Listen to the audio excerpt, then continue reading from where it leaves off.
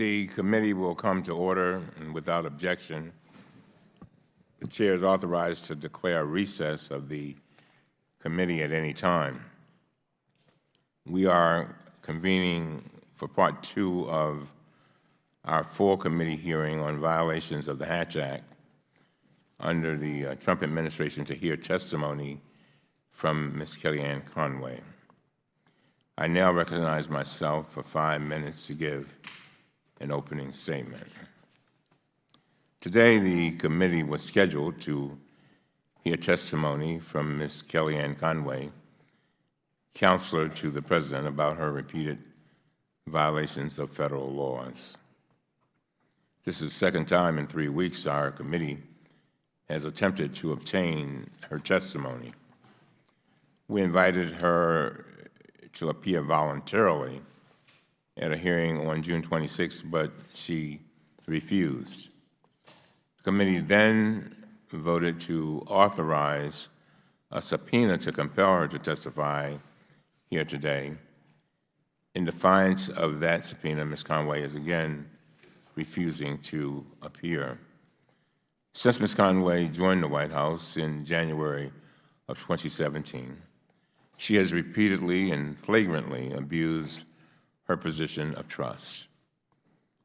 In March 2017, the Office of Government Ethics recommended that the White House discipline Ms. Conway for using her official position to promote Ivanka Trump's private business during an interview on Fox and Friends.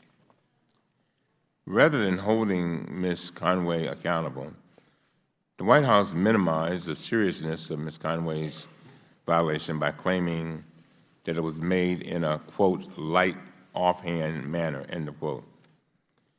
In October 2017, the committee discovered that Ms. Conway wasted thousands of taxpayer dollars by traveling around the country on private jets with former Secretary of Health and Human Services, Tom Price.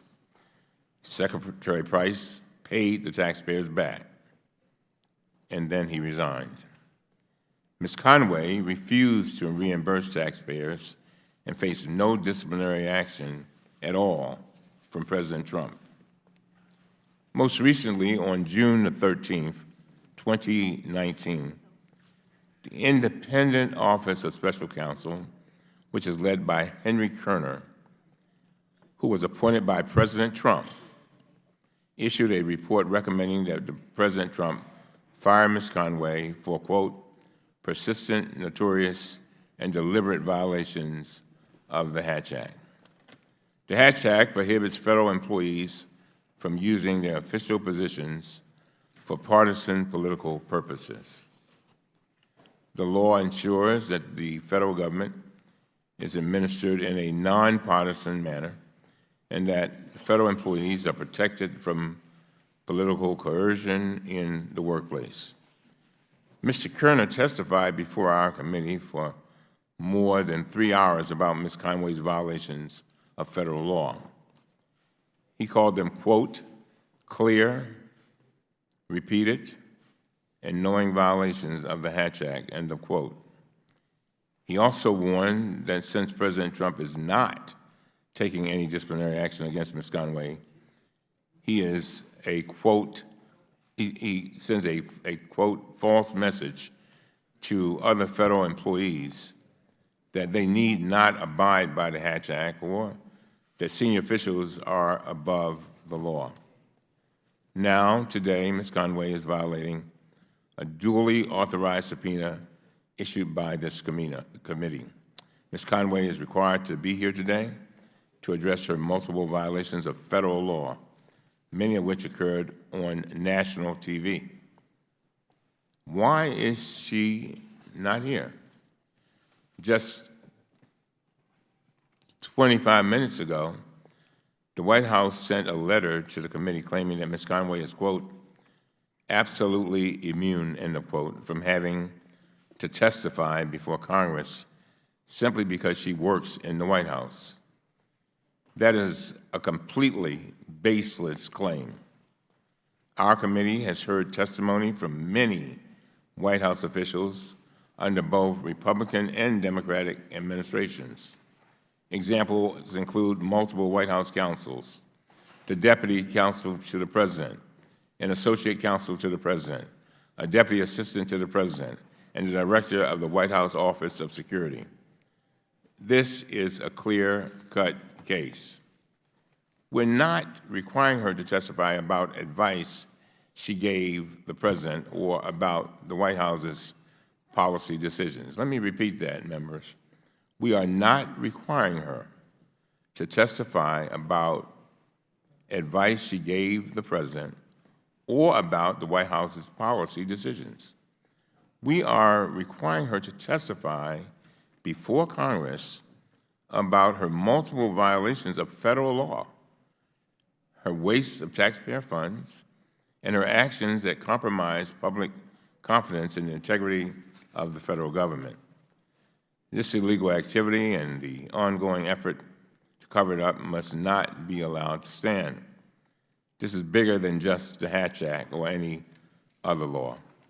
This is about holding our government to the highest standard and not allowing individuals appointed by the President to be given special treatment when they flagrantly violate the law.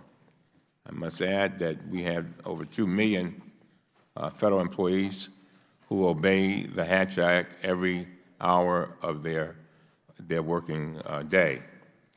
We hope Ms. Conway will reconsider, but if she does not, we will hold a business meeting on July 25th to hold her in contempt.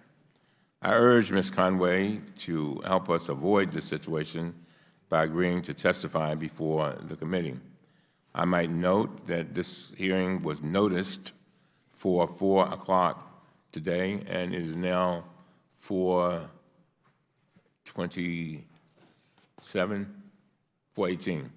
It is now 4:18. Our goal is to hear from Ms. Conway. If she does not change course, we have no choice but to hold her accountable. With that, I yield to the distinguished ranking member, Mr. Jordan. Mr. Chairman, today's hearing is politics, pure politics, orchestrated by a left-wing advocacy organization to silence one of the President's top advisors.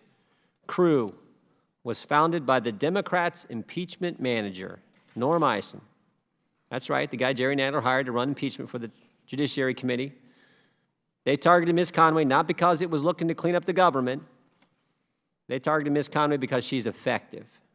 She's effective at holding the press accountable, cutting through the noise to explain President Trump's successes and his vision for our country. CREW knows that attacking a high-profile member of the President's team will get them headlines, help them raise money, cause the administration to spend time and resources responding. CREW filed the complaint with the Office of Special Counsel, and the bureaucrats at OSC were more than happy to run with it.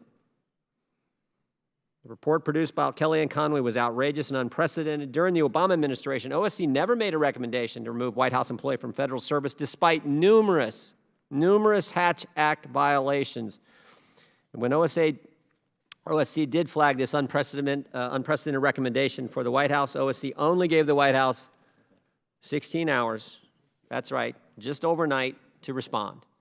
The items OSC flagged as problematic are ridiculous. Ms. Conway said that Vice President Biden and Senator Bernie Sanders are two old white career politicians. She said Senator Warren was lying about her ethnicity and appropriating somebody else's heritage. She suggested that Congressman O'Rourke does not think that women running are good enough to be president. And she said that Senator Bernie Sanders has ideas that are, quote, terrible for America. Frankly, I think a lot of Americans would agree with Ms. Conway's statements. But whether you agree or disagree with those statements, it does not change the fact that they are Ms. Conway's honest opinions, and she has every right to share her opinions. Democrats on this committee are more than happy to use the OSC report to attack Ms. Conway and, of course, the President. And this is just yet another example of the committee, as I said, being used for politics. We had Special Counsel Henry Kerner testify for several hours detailing every fact about his report. This hearing today is solely for the purpose of creating theater, political theater, and advancing your partisan narrative about the administration. Mr. Chairman, you've said the administration is engaged in a cover-up from the top on all the investigations. What you fail to say, however, is this administration has produced over 110,000 pages of documents to this committee and made available all kinds of witnesses for transcribed interviews. With the sort of rhetoric you have been using about the administration, do you really think Ms. Conway thought she'd get a fair hearing here today?